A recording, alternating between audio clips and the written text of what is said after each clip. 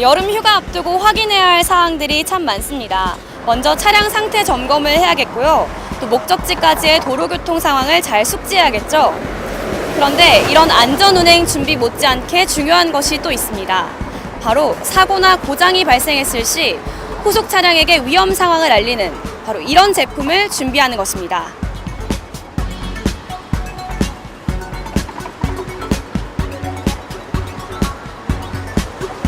자동차 고장이나 사고 때 위급 상황을 알리기 위해 안전 삼각대를 설치하는 건 운전자들의 의무입니다.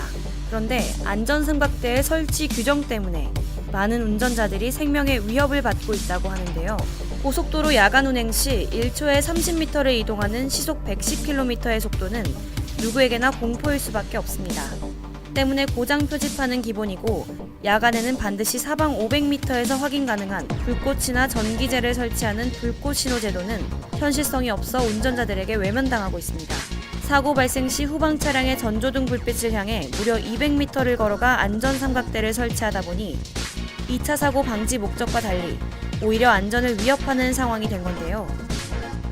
이 문제를 쉽게 해결할 방법은 발광 능력이 뛰어난 전기전자식 고장 표지판을 이용해 빠르게 설치하고 쉽게 인지시키는 것입니다. 자동차에 즉시 부착할 수 있고 사방 500m에서 확인되는 LED 경광등을 개발한 중소기업이 있다고 합니다. 누구나 갑작스러운 고장이나 사고를 당할 수 있고요. 예측할 수 없는 2차 사고에 대한 안전 불감증은 좀처럼 변하지 않고 있습니다. 기존의 안전삼각대는 상대 빛이 있어야만 제 기능을 발휘하는 문제가 있고요. 이런 이유로 주간에는 후방 100m, 야간에는 후방 200m에 설치해야 한다는 규정은 비현실적인 것으로 오래전부터 지적돼 왔죠. 최근 5년간 고속도로 교통사고 사망 원인 분석 결과 사망자의 62%가 졸음과 전방 주시 태만으로 발생했습니다.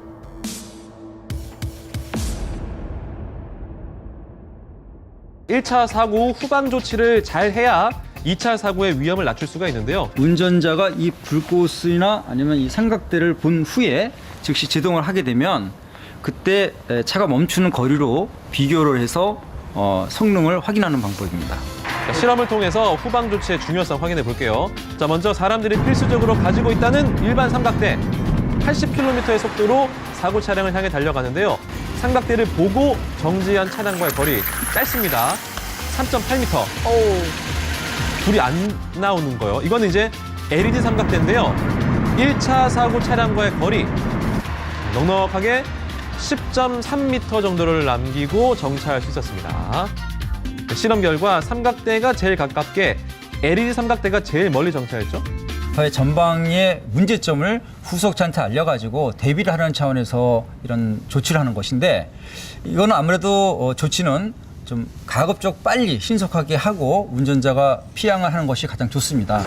2차 사고 피해가 급증하면서 한국도로공사는 사고나 고장 발생 시 트렁크만 열어둔 채로 안전한 곳으로 피신하라고 안내하고 있습니다. 하지만 운전자에게는 후속 차량에게 위험 상황을 알려야 할 의무가 있다고 도로교통법에 명시되어 있습니다. 그렇기 때문에 야간에도 200m 후방에서 확인할 수 있는 이런 간단한 표지라도 설치를 한 후에 안전한 곳으로 피신하셔야 합니다. 지금까지 현장에서 교통뉴스의 이정은이었습니다.